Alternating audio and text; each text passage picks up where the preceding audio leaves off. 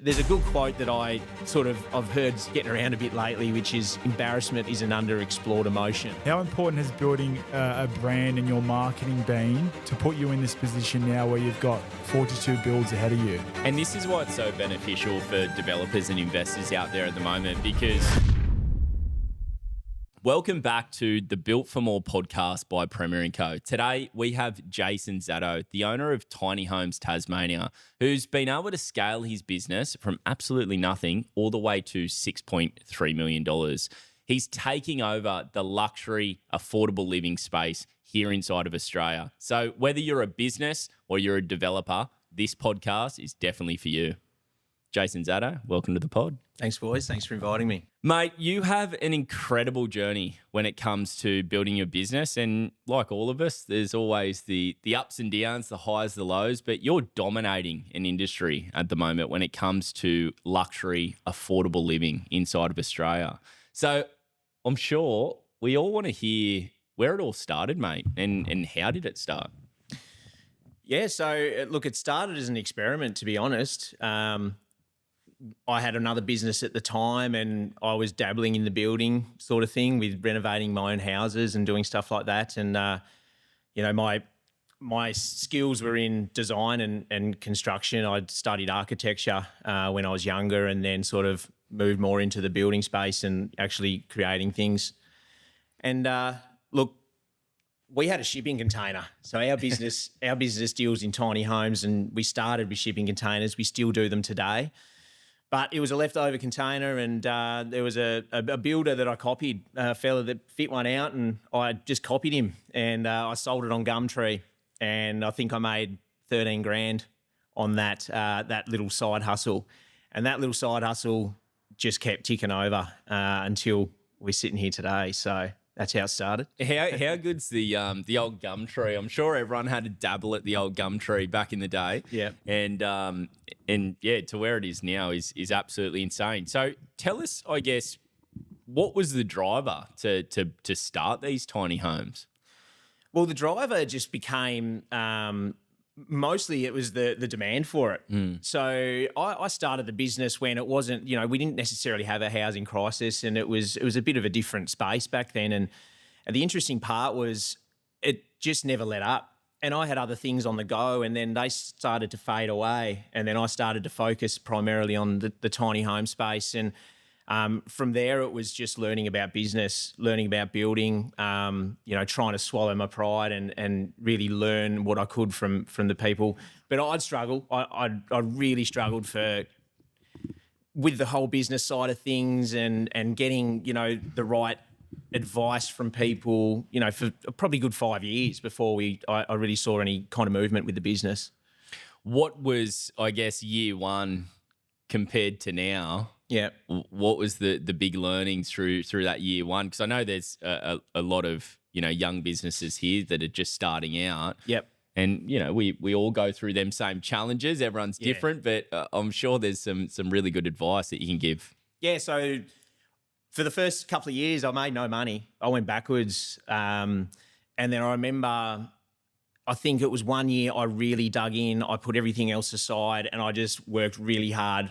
And I was the only person in the whole business. It's just me pumping out these tiny homes. Oh, so you were doing the building, the architecture, everything, the sales, everything. It was torture. And this is one of my best lessons: is that hard work doesn't actually mean progress. Yeah. On my birthday, I worked for 24 hours all the way through because I had a delivery 9 a.m. and I was painting and cleaning and putting the skirts and gap filling and everything. I was just trying my hardest and working really hard. Yeah. And at the end of that year, I sat down and the accountant showed me my profit and loss. I made 12.5 grand. No way. I want to talk about that for a moment because I know there's a lot of guys out there that do wear all the hats as we hear. Yep. What was it around that moment that stopped you from hiring people? Was it the mindset or was it the cash in the bank? What was it and why didn't you hire earlier? It was the mindset. It was the lack of confidence. It was I just thought I was, nothing compared to these other builders that are out there doing these amazing builds. And I thought, what I was doing wasn't really important compared to a builder that's doing a, multi-million-dollar house, like I looked at them and I was like, oh, I'm nothing compared to that. So it was to work through that and decide that and really drive in on the fact that what my niche is. And when I discovered this and it's something that's really needed and really wanted, and I started pumping them out, building up that confidence. And then once I had that confidence, it was just all guns blazing from there. So that's pretty much, yeah. I think there's a lot of people out there listening right now, especially, younger men and women that are inside of construction at the moment. They might have started their own business and that they actually have done exactly what you said that you did in the first year. Absolutely worked your ass off. Yep. Did everything that you thought was right, but then you turned up to the accountant's office and they're like, oh, yeah, well, you made 12 grand, the tax man this much money. Yep. Yep. I guess what was the shift from there? Because there's also a lot of people that would have given up in year one if they heard that. They're like, oh, well, may as well just go back to working for someone. And a lot of people do. That's what happens. So I guess what was the biggest shift for you? Or I guess what gave you clarity or the motivation to keep going? I don't want to work for someone. Simple. I've been in the corporate game. I thought it was terrible. It's a shocking way to live. I don't want to. I want to have the creative flexibility. I want the freedom. So I couldn't go backwards to that. It was either I make this work or I find something else that's gonna fulfill that for me. So I had to have that freedom. I enjoyed this. I knew I did. I get to design. I get to build. I get to see things come alive and stand back and look at it and go, yep, that satisfies me. So there was no going backwards from that point. So I had to sort of dig the heels in and go, I need to figure this out. And I need the confidence and the know-how and the knowledge to make that work. With, I guess, the last few years, when do you reckon was your real breakthrough? I think a big breakthrough for me, and it's probably something that I don't really talk about, it was putting myself first before the business. So I think the identity of my business is me, and I need to be performing at my best in order for the business to really grow, for the business to, go really well. So it was focusing on myself. It was being in the gym. It was doing my saunas, ice baths, meditation, getting my headspace really clear. And that allows me to go to work with all intention to make sure that this thing is operating at its peak. So I do say, look, put yourself first and the business second. But by doing that, you're actually putting the business in the best position it can be in. 100%. Yeah. 100%. I don't think people actually understand how much values in looking after yourself, making sure you're training, you're eating right. Yep. You might be up meditating or ice baths or whatever you're into, whatever helps you get into that creative in that flow state. Yep. The way that you turn up to the business, the way you speak to your team members. That's right. The way you handle client situations that are difficult. We're always going through challenges as business owners. And I always like to see it. It's like you're preparing for that race day if you're a Formula One driver, or you're preparing for that fight if you're a boxer or MMA fighter. Yep. You have to be at the peak of your level. You need to be at your highest potential. And in order to do that, we need to be training. We need to be eating the right food. We need to be in a flow state. It's identifying that ultimate version of yourself in all areas of your life, investments, business, health, hobbies, relationships. Unless you're prioritizing that stuff, you can't turn up and be A1 every single day, because we deal with challenges. If you're eating bad or you're not getting the right sleep, you're not going to deal with those challenges as well as someone else is. And clearly that's just shown. Well, when I started focusing on that, and you talk about how did I deal with challenges, or what was it that was the changing point for me? Well, yeah, in doing that and really focusing on myself, every problem that came up, it's like, nah, deal with that. Wasn't a problem. It wasn't as big as a problem. I mean, that's all we do as business owners. We're just, solving the big problems. And when the problems would come up and I'm, not in the good headspace to be making the decisions, and then I'd put that off, and you say it all the time, deal like a problem. Conflict delayed is conflict multiplied, and right. it's the same with the problems. Yeah.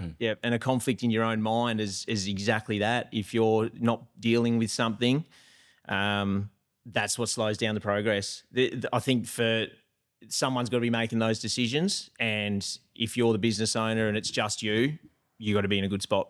100%. It's the way you handle them situations, you know, like what you said, we go through these things consistently on a daily basis.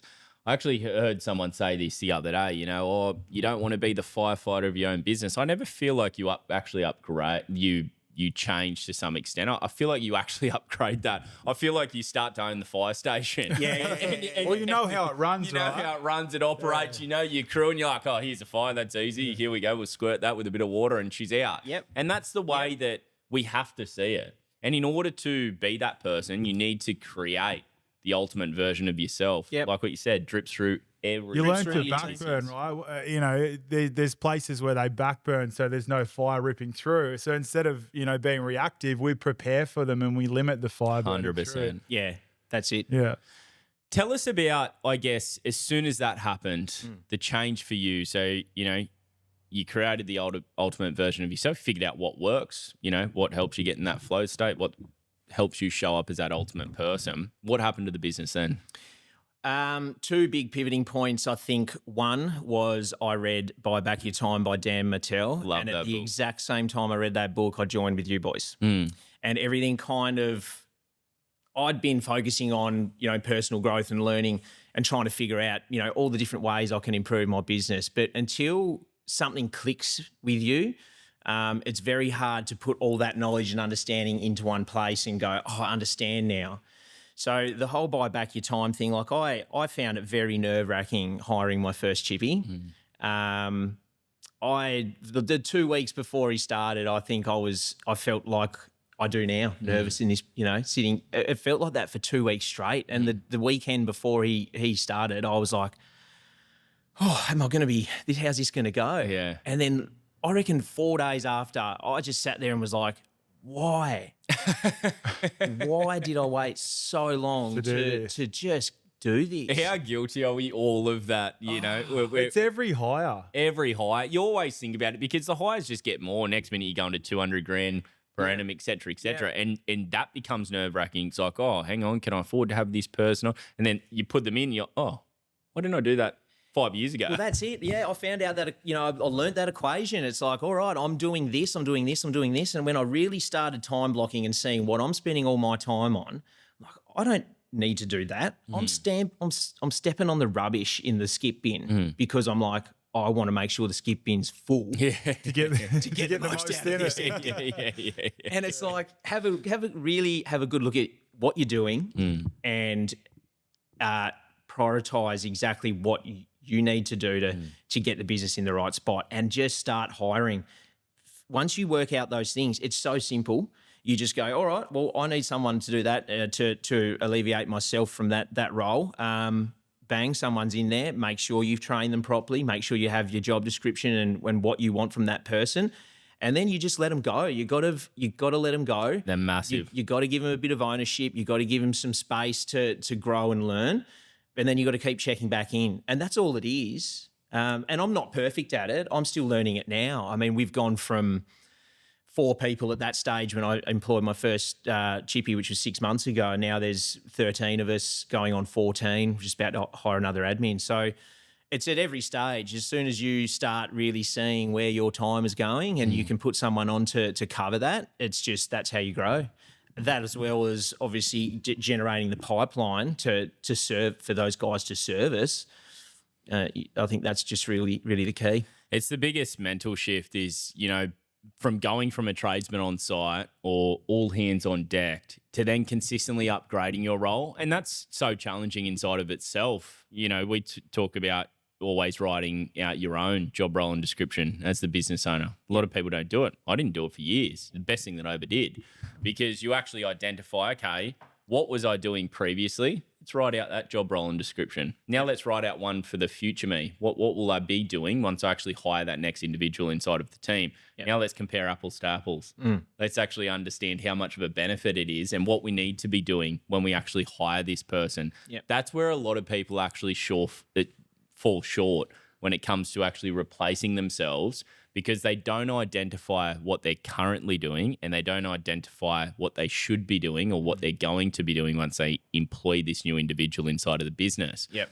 So then they hire someone and they stay doing the same thing. So they're spending more money, they're putting more money out, and they're not actually bringing the money in because they never upgraded their job role and description. Absolutely. Or they get themselves to a certain point, and that could be $1 million, $1.5 million, and everyone's going straight to you, as the project management person and the business owner, right? But then there becomes a point where you will actually get stuck at that level, and you need to put gap in between you and the team. That's exactly what happened. Yeah. I when I joined with you guys, I was stuck at that level. It was about that 2 million area. And I was sort of like, is this it? What do I do from here? Like I don't know how to grow a business. And unless you've done it before, you need guidance. And unless you've got a family member or a friend or someone that's close to you that you can talk to about it, you're buggered. So get some guys like you that have done it before, like go ask those questions. You're not going to take, a heap of training advice from someone that never goes to the gym or, it's 100%. just, it makes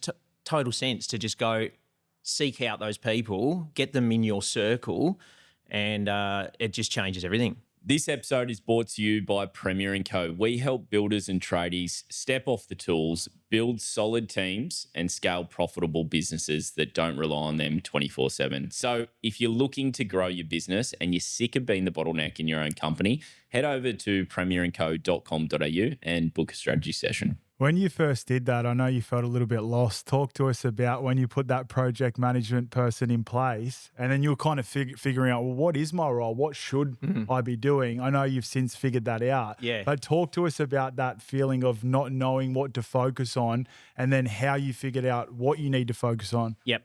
So I just sat back and was like, I just became, it was like a feeling of ADHD in the office. I'm going from this to that, and I'm like, what am I doing? That person's doing that. How do I help them with that? No, hang on, I'm not helping with them. They're meant to do that. Yeah. And I The did, voice is in the head. It's so true, but because we all go through it. Like what you're saying right now, nearly every person that is listening to this podcast right now is either going through it or they've gone through it. And it's the funniest transition because you're like, where do I fit in? Yeah. Like, I've literally replaced myself. Yeah, But you notice it, you're aware of it, and I was, and I spent 3 weeks doing that, going around in circles, and then it's like, okay, let's just identify my role again. What do I need to satisfy these new guys that I'm putting on? How do I grow? Just take a minute, step back, put yourself in a quiet space, and for me, that was a real knuckle down on the marketing, the identity, the brand, and the company, and what my strategy is to fill that pipeline. Because if you're going to grow, you need to have the work, and the work or the pipeline gives you the confidence to do those hires. Like we discussed the revenue for my next 12 months, and that pipeline's huge. It gives me the confidence to hire. how many builds do you have scheduled in advance now? 42 builds. Massive. For the next 12 months. Which is 42 builds. Build a week. Yeah. Mate, when you started in the first year, what was it like, one build? Oh, I'd do one when I could. Yeah. You were painting them, you were bloody sending them back, That's you were right. doing you were doing everything. I was doing everything, and I thought that was to save money, but that's just not how you run a business. It's how a DIYer works. Yeah. Sure, go build your deck, because if you pay a builder, it's going to cost you more. Yeah. But a lot of guys, I started by doing DIY type stuff, building work. So that was my mentality. So yeah, snap out of that as quick as you can. Do you know, it's actually really cool to reflect on it because, 42 builds in the pipeline that you're currently building right now, you could never do that with the team, without the team that you have right now. And I guess people don't take the time to realize, okay, well, if I'm going to do 42 builds, how many team members and what positions would I like them team members in? And am I hiring apprentices or am I hiring experts inside of these roles in order to give me my time back, buy back my time, like you were saying? Yeah. And then focus on more dollar productive tasks. These tasks can include your team management. When you're flat out, you don't have time to take out your highest performers for a lunch or talk about their future and what that looks like. No. You don't have time to speak to your project manager about where the project's at and how it's ticking along and, what situations need to be handled first, et cetera, et cetera. You don't have any time. So as you start to upgrade your time to a position that you're in right now, that is creating freedom. You want to be in touch. You still want to be in touch with your team. Obviously, everyone has their roles and their professionals inside their field, but as the business owner, you still need to be across everything and make sure your team knows that you're there. Yeah, that's the biggest thing, I think. I mean, I love my crew. I love all the guys on there. You've got to touch base with them. Got to have your finger on the pulse, what's going on, really talk to them to understand what they want. Because you don't want to wait for them to come to you and say, I'm not, this happy, or I'm not happy or I'm not that. Like, you want to make sure that they're supported. You ask them questions, you find out what makes them tick, what's their goals, things like that. DISC personality test, find out their personality so you know how to talk to them. Because some might have very strong personalities that need to be told what to do. They like a list of things. They want targets to meet. And some people you need to nurture a bit more with, kindness and just be like, everything all good. So you just got to know and understand your team. And I say this knowing full well that, like, I still have a lot to learn in that space. We're still pretty young. I consider it pretty young, and we've got a long way to go. But we all do. I think communication, understanding how people successfully communicate is massive. And if we can always improve on that and get better at that, it only benefits our businesses and ourselves personally. Yeah. Jace, I really want to touch on something that you mentioned before, and it was that, and this goes for a lot of people, in a world that's forever changing, I feel like more people want to be part of good culture, want to be part of a team, and they do want more freedom. And I think that comes down to building a successful team in today's climate. How do you do that inside of your business? Like, and what have you found? Because a lot of people can relate to this and get some benefit from it. How do you manage your team? How do you conduct your one-on-one meetings? How do you make sure that the culture and the morale's there inside of your business? Yeah, look, we do schedule meetings. I do try and have one-on-ones with the guys. Every quarter's good, at least. Like I said, I try to keep my finger on the pulse in the sense that, like, you got to be subtle with everything that goes on behind the scenes. You got to have an idea of what's happening, but at the same time, be quite firm with everyone, because people need to know, where the boundaries are, where the guide, what to expect. And, if something happens that you're not comfortable with as a business owner, you need to address it straight away. So I think it's just having that direction and leadership that counts. And in order to give those guys in the roles that deserve to have that freedom and ownership, give ownership as much as you possibly can. Yeah, I agree. Because share the load. If you are one of those sort of, I guess, people that want to really micromanage, control everything, you're a boss, you're bugging. rather than a leader. A boss. That's old. Right. That's old school. Yeah. You can't yell at people. You can't. It doesn't get you anywhere. And so, having someone in a position that you say, this is your target, this is where you got to go, off you go, and they run the ball up. I've noticed that if I say to do something, it happens every single time. Say, hey, do it this way. I'll come out, I'll have a look around, and then I'm about to go, I would have. I'm like, no, it doesn't matter. That you look at the job, you look at the job and you go, is the result what you're happy with the result? Yeah. Then don't interfere. Don't add. Don't be another cook in the pot. Because then people get confused. Massively. Like, I thought you wanted, I don't know. And they second guess themselves, and you're taking away the confidence that you want them to have in order to get the result, which is why you hired them in the first place. That's right. So when someone's done something and they've delivered the result that you want, whether they've done it the way you wanted to do it or not, if it's the result you're after, you just tell them straight away, great job. Simple as that. And that gives them the confidence for the next time when you hand them the keys to the next one and go, off you go, do that. Getting them experts inside of them roles is absolutely key, and then not overstepping that boundary, actually letting them have the freedom to be creative and step up inside of that role and continuing to push on it in order to motivate them to step up to their highest potential. A lot of people suffocate that. You know, our job as business owners is to build a team out. I always say this. I say we all work for the brand at the end of the day. We're all paying someone, you know, we're all paying the ATO and the tax man at the end of the day. So let's get professionals inside of these roles and let's all win. Yeah. Now, if you can deliver as much value as I deliver in certain areas, well, then fair's fair. We all achieve more. We all gain more opportunity from the business, so on and so on. But if we're all on the same playing field and we all work for the brand and we're all professionals inside of our roles, that means that everyone is responsible for their certain position inside of the business. And it's actually up to them to come to you with situations that are occurring and how they can fix it, how they can better that role, how they can better the business, so on and so on. And that's how we're all rewarded. You know, out here as business owners, we're rewarded because we do the work.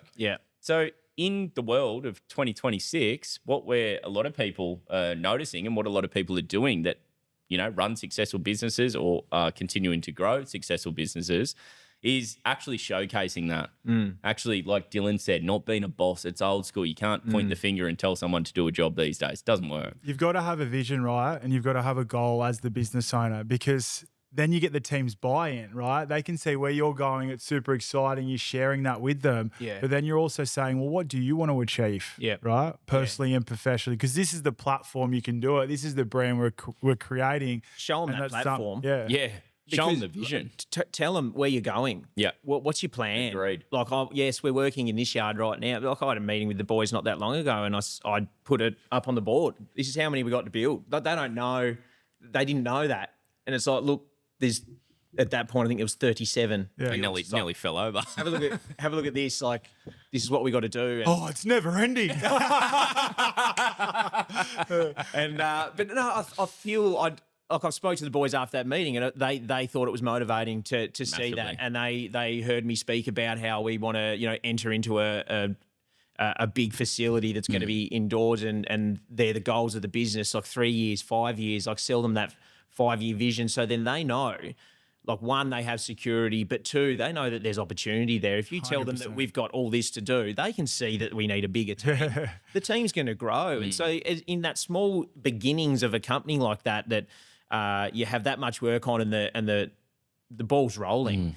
If you don't recognise as an employee that there's an opportunity there as a leadership role, you're just going to sort of shoot yourself in the foot. It gets the team thinking, right? And then they're coming up with ideas on how they can better the business, and everyone's moving forward. It just pushes it faster. For those listening out there right now, we're about to kick this up a level. So stay tuned. Jace, when it comes to building this business and showcasing that vision, now, if anyone is out there listening right now, you need to showcase that vision. You need to share with them the goals. You know why?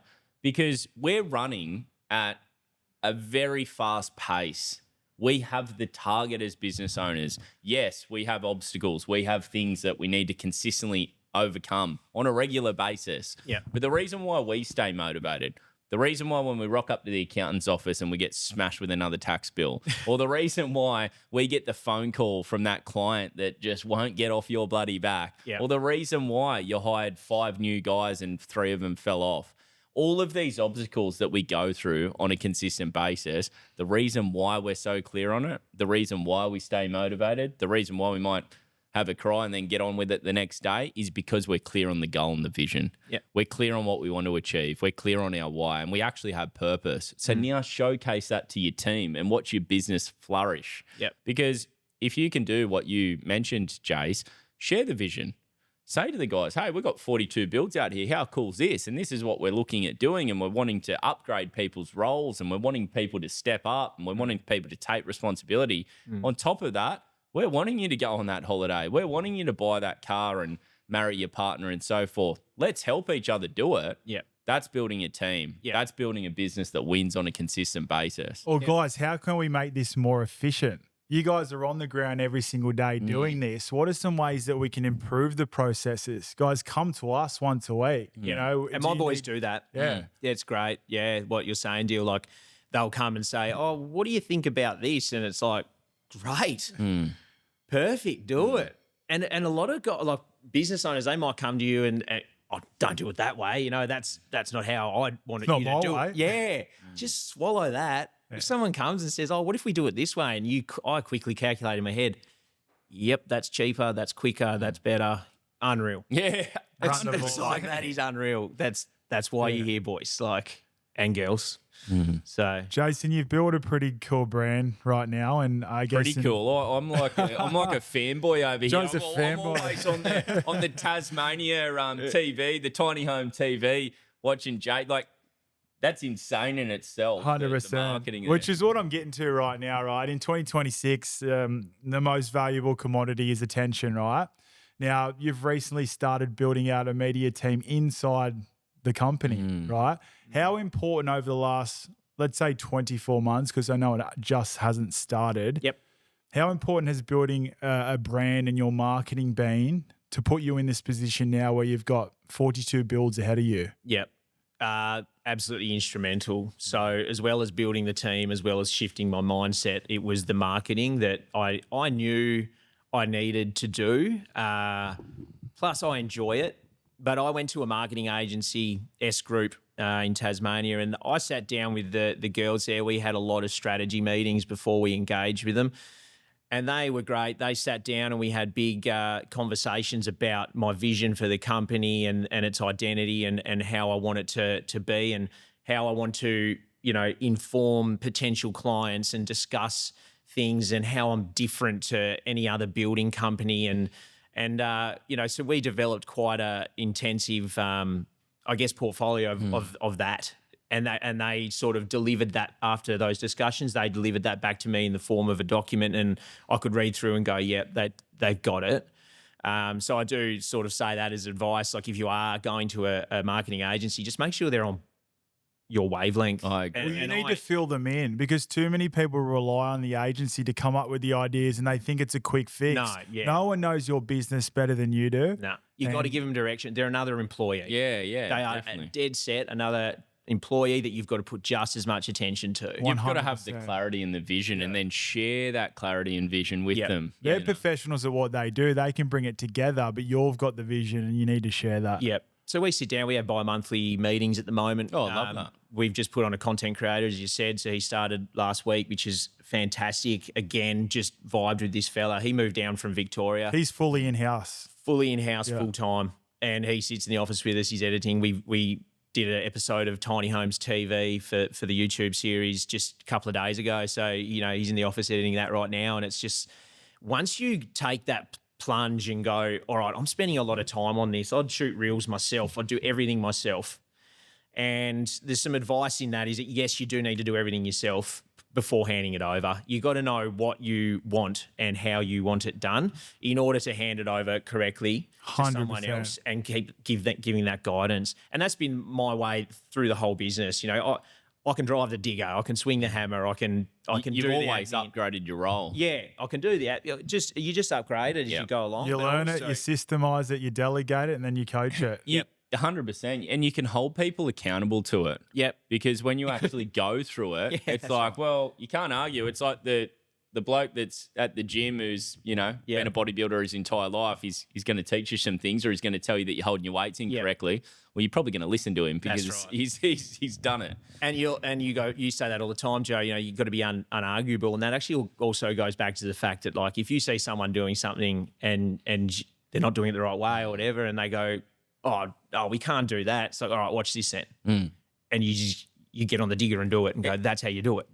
That's There you go. leadership too. That is leadership. Not in a way that's like, Look at me. No. it's just like, no, mate, like, holding watch people this, let's- accountable, yeah. and actually showcasing that I can do it, you can do it. Yep. So if I can do it, I'm going to motivate you or give you the education or give you the support that you need in order to be just as good. Yep. Let's build it together. That is leadership. Yeah. So look, as far as the marketing goes, that was huge. And we now spend a huge amount of time, like every single day, making sure that there's something going up on socials 7 days a week. I mean, I don't spend much on ads. I don't do any marketing elsewhere other than social media and Meta and stuff like that. So we're trying to use Instagram, Facebook, and YouTube. They're our three sort of core components.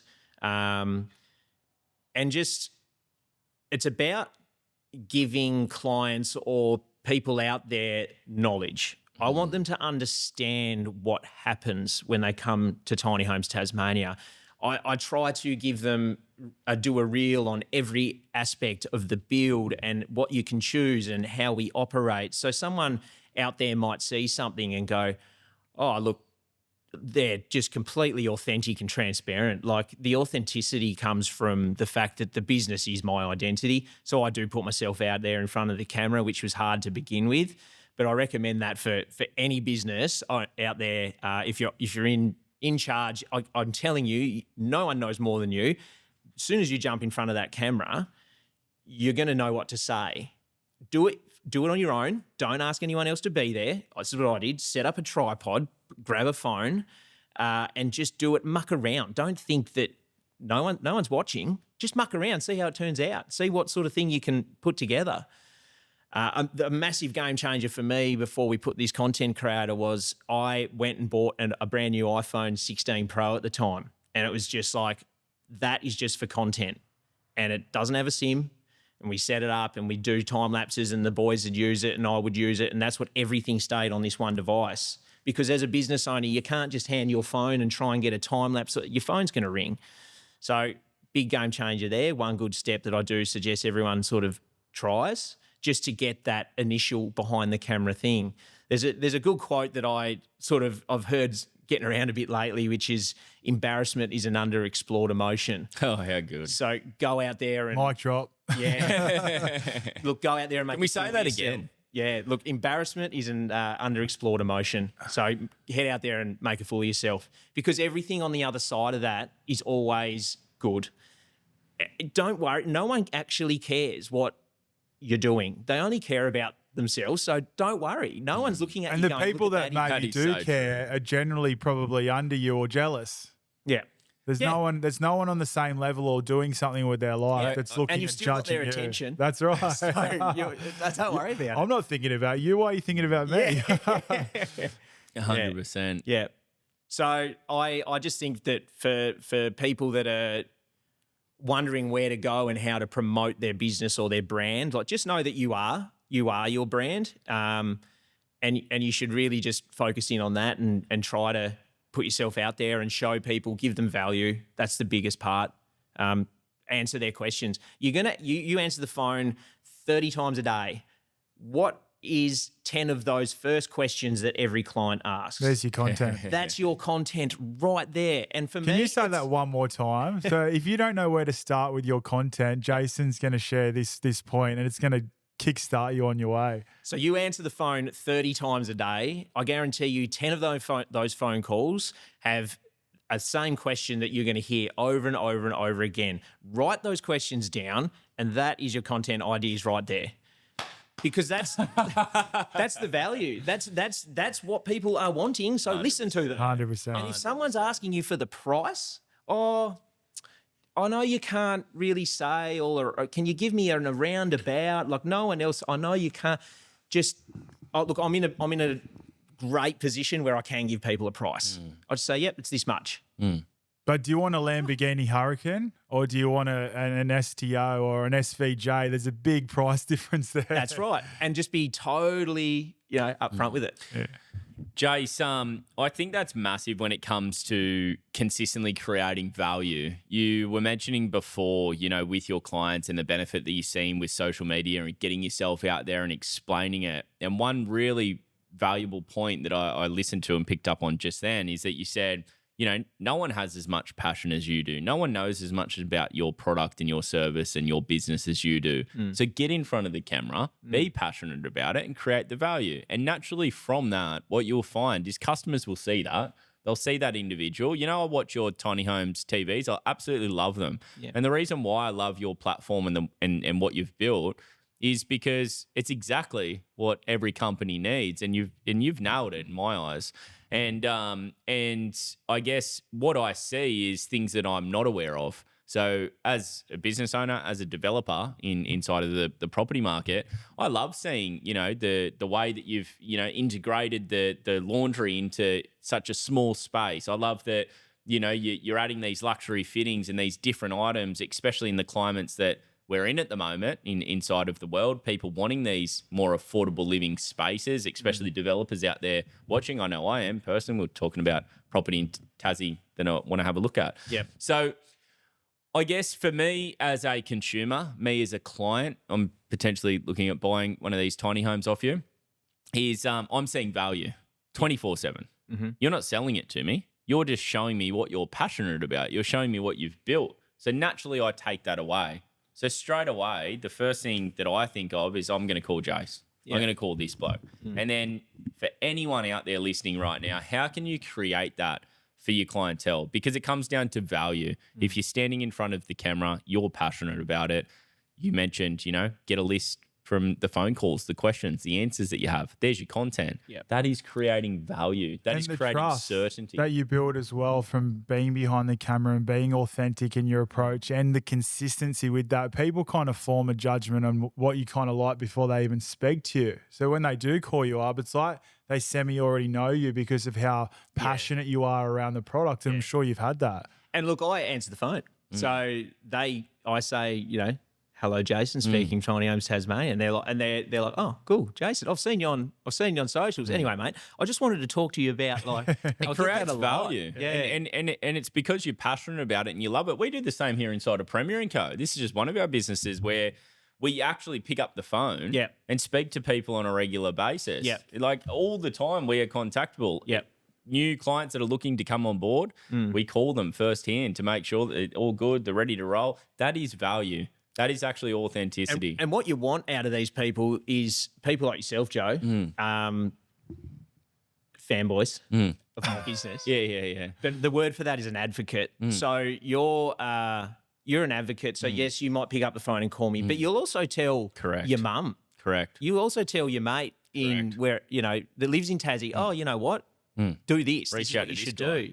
Yeah. So that's I guess that's the end goal. That's the best achievement you can get from doing your marketing, your socials. Have people that go, look, you got to call this guy. He's definitely the best in that. They support your brand. Yep. They're like what you said, they're advocates for your brand. And that comes down to you as a person, you showing that authenticity. And that comes down to the value that you're delivering to your consumer or your clients on a regular basis. I'm going to actually I'm going to jump in this mic drop ring, with Jace. And, feel free to chuck one in a second deal. Here we go. But here's my mic drop moment. Have a look at every single brand out there in the market right now, whether it's construction, whether it's in fitness, whether it's in, cars or a product or service or whatever it may be. That individual either built an online brand or built their brand, their company, and showcased themselves in front of that customer, client, consumer. The consumer, customer, client seen value and actually fell in love with that person and likes that person. So they gravitate to that individual. The old saying goes, people like themselves. And that's why they buy from that person. Have a look how many influencers are out there at the moment, men and women, and they start a gym clothing brand. There's a million gym clothing brands. Why does theirs pump? Yeah. Because people like that person. They like what they're about. They like what they stand for, exactly. etc. So you have a look at, construction companies out there. You look at people that are absolutely killing it. Well, look how many carpenters, look how many builders, look how many electricians are out there. Why does all of a sudden a company go awesome or blow up and make a shit ton of money and people want to buy that product, that service? It's because of the individual. Yep. It's because of the brand and the people behind it. And that is the difference, right? You need to understand that if you're a business owner and you're thinking about getting into content or you're not sure where to start, obviously we've got a few good points here already, but the sooner you realize that this needs attention, the sooner your business will start going up, the word will spread, the trust will be built, and you'll be formed as a credible business online. If people look you up, it's already done. And it wasn't a thing back then. Like I look at when I started my construction company, it actually wasn't a thing. It wasn't fully pushed. Facebook only just got started. And it's like no one even used it. Well, Instagram was just, Instagram wasn't around. Post a photo. It actually wasn't around. Photo Didn't of a exist. schooner at the pub. I actually don't even think. Actually was. I don't think reels were a thing. They come in later. Reels weren't a thing. No, Boys, they we're weren't a getting thing. old. We kind of feel how our old boys feel when they say, "Mate, you're getting on." It's interesting though. Like now you look at the different types of posts that you can do. Like for example, like a reel, they're awesome. They go to, I mean, this might be a little trade secret here, but reels go to your non-followers. That's right. Static posts like your carousels and your photos, they go to your followers. Yeah. That's where they start. So when and it's really interesting once you get into it and you've got some data on your page to look at and just get a little geeky about it and have a look at your post. Why that one, you got outliers, right? This one did 15,000 views. Like why? Have a think about it. And at first you go, I have no idea why that post went, quite wild. But you just got to have a look at the data and know where it's going. I love speaking to different people that are in different professions originally to start with. Like you said, architecture, because I see how your brain kind of works through different situations such as that. Look at the data, figure it out. Yeah. We're speaking to John from Volcano. His Product. yeah, his product, his service, and then we're speaking with Nick. Nick's an engineer, and the way that you look at different components of the business is really cool because it's like, well, why is that word? Let's break it down. Let's actually find out. Let's go through the data. And that's what a lot of people need to do. Well, there's patterns in success, right? Correct. There's certain things that actually work. If you can recreate them in your own way, you're always going to win. Just have a look at any other. If you're a builder, you're an electrician, go and find, 5 different Instagram accounts that have a following and look at the content that they're doing and just recreate it in an authentic way. It actually is that easy. That's the best advice right there because you don't have data on yourself straight away. So that's how you got to do it. Yeah. Just go find who you want to be, and just look at their data. Look, you can see things. You can get a lot of information from others. Just go to the explore page, look at the outliers, and it's interesting. I wonder how many people are actually listening to this podcast right now and they're either on the tools, got the headphones in the ears listening, they're driving to a site to meet a client and they've actually taken the time or they've had the realization moment to go, holy shit, I actually don't prioritize any of my marketing. It's there, but it's not really, and I'm relying on an agency to do it, but I'm kind of not showing my passion or authenticity through it. With the marketing, right? So you can hire individuals to go and do the work, as in, go be the plumber, go be the sparky, be a PM, be a site supervisor, do your admin, etc.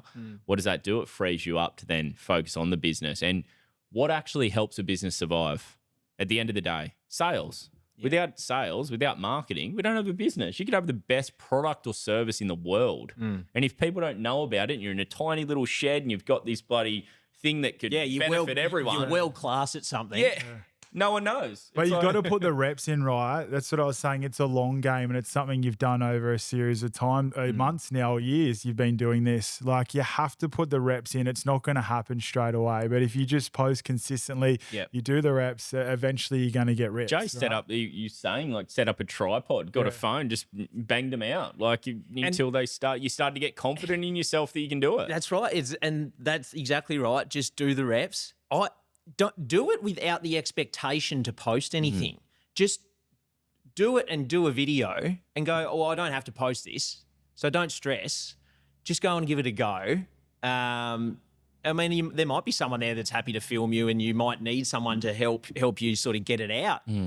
But just have fun with it to begin with and just start. And you will stuff up. I think to this day, we all still stuff up the content. Stuff up. I did 37 intro bloody takes at this podcast before we jumped on with Jace. I actually think it was 42. Yeah. A little bit like the lineup of builds that Jace has got. 42 takes, 42 builds. Jace, mate, for anyone out there that has a company that's, sitting around that $6 million, they could be potentially sitting above. They're in a position right now that they want to benefit their marketing. They want to get better at what they're building and or they're starting off first 500,000. What's some tips, man, that you have for people out there? Well, the first one is going back to just make sure you're all good first. So look after yourself first and then the business second. So get yourself in a good position. I think have some space to sit down quietly and work out what you want. So really think about what you want. You don't need to have targets like money targets. You don't need to have targets that are like success driven in the sense that I've got to be this in order to feel successful. Like you should just focus on what you want out of the business. What sort of life do you want to create for yourself? And then work out how you're going to get there. Like for me, it's not necessarily about how much turnover I make or anything like that in any sense. I really try to focus on making sure that I keep that freedom that I enjoy to feel, create a space where I can be creative and develop some things and build some things and see the end result. I want to have a team that works fantastically well. So these are all my things. These are my drivers that end up putting me into a position where I'm happy. And that at the end of the day, that's what matters, and that's why you're in business. That's what you're doing it for. That's what you're doing it for. I mean, did you ever forget about that? Have you ever forgotten about that while you're doing it for and being trapped in the business? Yeah, that was early. That was when I was on my birthday working 24 hours a day. Yeah. It was more about the hard work equals, progress. It's not the case. We're all guilty of it. Like it's being trapped in, I guess, thinking that you're going to get to this destination, you're going to be happy, or you're going to get to this destination and all your problems are going to be solved. It actually doesn't arise. It's not the case. I just think the end game. Just zoom yourself out of the business. It's an important part of your life, and it's the driving force in my life, and it takes up 99% of my brain power. But it's also the thing that I get the most enjoyment from. So make sure you're doing something and you're doing it in a way that you're going to enjoy it and you're going to be satisfied, and everything else will come from that. As far as being wealthy is concerned, some people that's a huge driver. For me, wealth is money makes a bad situation easier. That's the benchmark for me. So if you have a health problem, there's a tragedy in the family, there's something that really, requires someone to step up and go, it's all good, I'll sort that while we're getting through that. That to me is being able to provide for the family, being able to look after the people that I care about, and having money makes that easier. And that's the ground level for me. Look, I'd love to buy a Porsche one day, but it's not a priority. And second to that is your employees are you're also putting them in that position as well. So you're paying your company is supporting a whole group of people that are supporting a whole group of people, and that gives me an immense amount of pride. And that's one. Now that I've got to the position that I'm in, I've never been happier, and I feel like the guy that I always wanted to be. So for people out there that are building businesses at any stage in their development, just really focus on yourself and what you want out of life, and your business is your driver that's going to help you get there. Mate, I love that. And so many people would have had some massive takeaways from that, because it's figuring out what drives you. It's figuring out your purpose. You can always get richer. You can always, and it does help. It benefits you a lot. But what's your why? What's your purpose? What do you love to do on a regular basis? One of my big ones is helping family and, creating opportunities for my family that I didn't have. My nieces, my nephews, my children in the future, et cetera, et cetera. Yep. Jace, I want to talk about the next part to your journey. And this goes for the developers out there or future developers out there that want to capitalize in this market, in this climate that we're in right now, because Jace is capitalizing in it, in the luxury tiny home space. Yep. Now, I believe this, and it's happening right now. I believe that what's happening right now is you've got ultra wealthy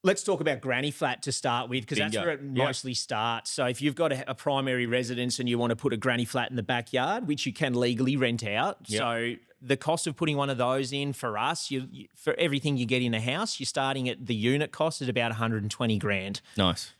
You can go up from there to probably around 220, get you a bigger space. And then you've got to do your site works and things. So we would say add another 50 grand for your site work, something around that department. Now, if it's a 2-bedroom home, you're looking at probably around 380 rent return on that granny flat in your backyard of your property. And if it's a development, so say this one, for example, this is sort of more on the high-end scale of what we've done. These are 2-bed, 1-bath, 70 square metre units, so the biggest ones that we do currently. Those would probably be renting for more around the 550 mark, I would say. Nice. So as far as that unit cost in itself is $328,000. And then your site works, you're looking at around 70 grand probably for something like that. And this is what's so beneficial for developers and investors out there at the moment, because, okay, what's one thing that really, I guess, damages the development or makes it leak the profits is timelines. Timelines with a tiny home, a very quick turnaround. How quickly can you turn around a tiny home in? Anywhere from 6 weeks to around 10 weeks. So Bingo. They're all in there somewhere. We build multiples at once. Right now, we've got about 12 under construction at the yard, all different batches and sizes and whatnot. And they're all custom. They're all custom built and designed to the site. You know, you want the windows where the views are. You can't just pick something off a piece of paper and put it on any site. And that's what that's just what I know because of the architecture, right? Like I studied for 5 years and learnt that the site influences the design in more ways than people know. So that's what we do. We give people the best product for their site possible, and that means putting windows where they should be and putting services in corners where it's hidden and all those little bits and pieces. You know, where's your clothesline going? Like stuff that just makes the design work. And so... yeah, that's sort of how we work. But you're getting quick turnaround, right? And for a developer, that's massive. You want things to be banged out and you want to be making money straight away. Not only that, you're buying something that's 120 grand and you're getting, anywhere from $400 to $600 rent per week. That's huge. Yep. So timelines, profits, it's... well, just the fact that there is profit in it. Yeah, that's... Yeah. How many? That's like go have a look at the development now. If you make 50 grand, that's actually pretty good these days at the moment because developers are pulling back a bit. I think on the traditional sort of method of strata title development, it's just changed a bit. Just so many methods. I actually made a lot of my wealth and my bread and butter was luxury homes in blue chip locations. Now what we're finding is that people in these locations that have this money, they're very picky, they're very fussy on what they're wanting, and it's a much smaller pool. Now, people in the middle class, well, they're kind of stuck at that level now because the affordability is actually outrunning them at the moment, and they can't really keep up. And if they have a house, they're probably trading up slightly, but then it's like, oh, what should I do next? And should I be doing it, etc. And then you've got the younger generation that's coming into the market that's wanting to buy at a very affordable rate. This is where something like this would come into play. And then you've got investors that are wanting to make the bang for the buck. I'm trading out of, luxury homes in blue chip locations and I'm going to more affordable living now. I'm diversifying my portfolio because I know that's where people are going. You're not where people are going. You're actually forced to. No, you're forced to, and it's been bubbling up like this. Well, look at the New Zealand, right? I was in New Zealand. I think I sent to you the tiny home that Gabby and I stayed at. It was absolutely awesome. And it was a tiny home in a treetop. It had, a sauna, an ice bath. It overlooked this beautiful 1,000-acre sheep and cattle farm. It was just epic. We paid like something ridiculous, like $3,500 for 2 nights. They're all saying in the middle of nowhere on someone's farm. Yeah, and it's like, how good's it? I think it took us about 5 hours to drive to this place. So you have a look at that component of it. Luxury escapes benefiting, in them ways, and then you go to the airport at Queenstown. And the night before, I don't know if you stayed there, Dill, with us, or if it was just Gabby and I. The night before, we went to this new subdivision that they built. and this subdivision was like a 6 metre by 6 metre box, straight up, 2-story, one thing, bedroom up, 2 bedrooms upstairs, 1 bathroom and a little kitchen. It had this tiny little picket fence. Yeah. And that's what they're doing. It's affordable living in a larger scale. You look at, there's a tech billionaire inside of Sydney right now. He's building an entire high-rise apartment block out of modular builds. Why do you think this is? Why do you think Well, the cost of materials are going through the roof, right? You know, the hardest part of a development is finding the site, number one.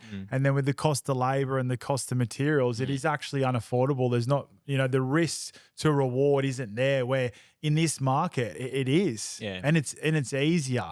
Yeah, You it's guys, quicker. You guys train a lot of builders that have multiple sites in different locations, and they could be driving hours to see these builds under construction. Like, imagine if I had to go and do that with the, say, 12 builds that are at my yard at the moment, rather than just walking out the office and going, how are we going?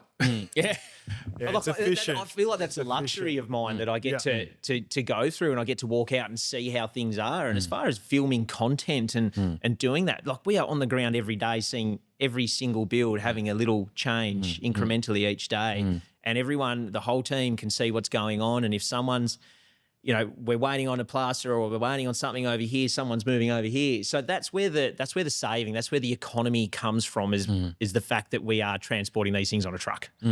Simple as that. So yes, the cost of materials don't stop, but we're trying to hedge that a bit.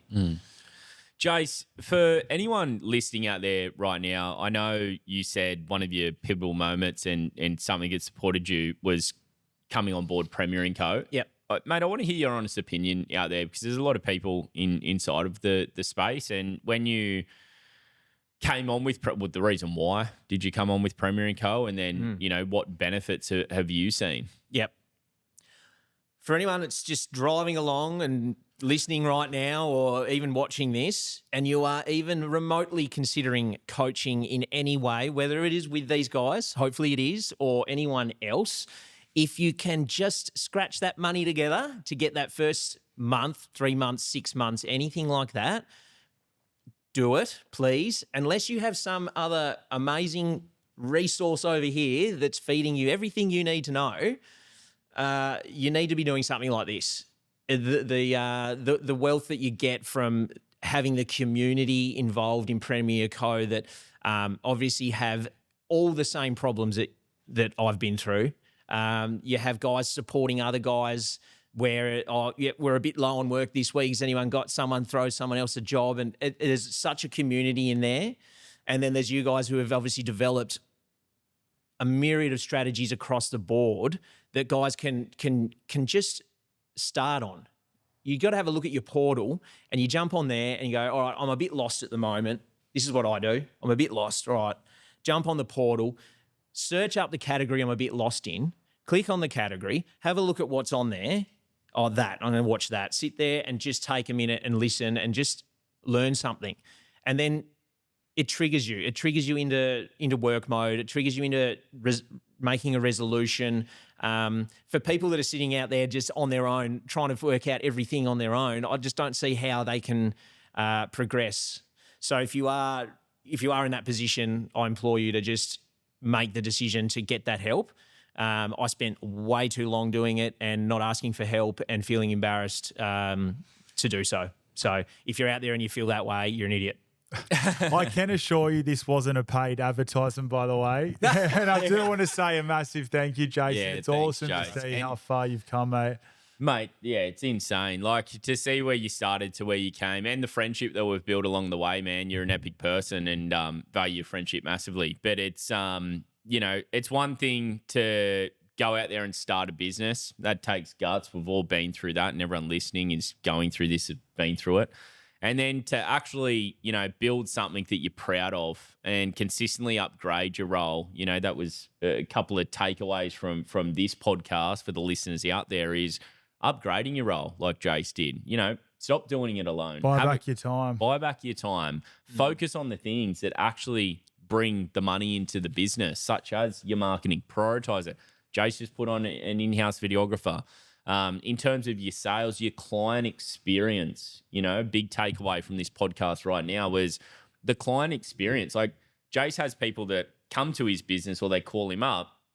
He's not charging them straight away, but he's giving them so much advice and so much value that they don't want to go shop around. Or if they do go shop around, it's actually probably a benefit because they go to the next person, they don't create enough value, and they're like, this is no-brainer. No, give them as much as you possibly can. Yeah. And even other young people in the industry, someone comes ask you a question, give them advice. Yeah. But yeah, for the clients, like give them as much value as possible. Do not hold back. Tell them as much knowledge as you can to let them know. And then you hang up that phone and you might not even have their details. You might not have recorded anything, but they'll call you back. Don't worry about it because they just got all the knowledge that they were hoping to get in 30 second to a minute phone call. And it's just like, it's the impression they're not that going to you call leave. anyone else. It's an impression, 100%. The last one to end it on is everyone's out there having a crack. So massive congratulations to anyone listening to this right now, and massive congratulations to you, Jace. But let's do it together. Let's actually build something where everyone's got the support and everyone can win. At the end of the day, it's a lonely road if you're doing it by yourself. If you're doing it with a cool group of individuals, people that you relate to, find people that you actually relate to. You know, some people, they actually won't relate to us, and that's cool. You know, people like themselves. And go out there and have a crack and build something pretty cool. Congratulations, Jace. Thanks, boys. Thanks really so appreciate much it. for coming on the pod.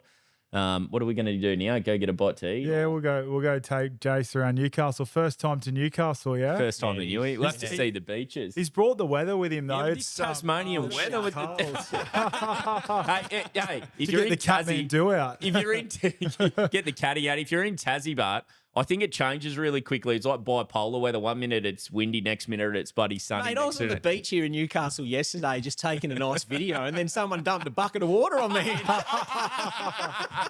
It's no different here.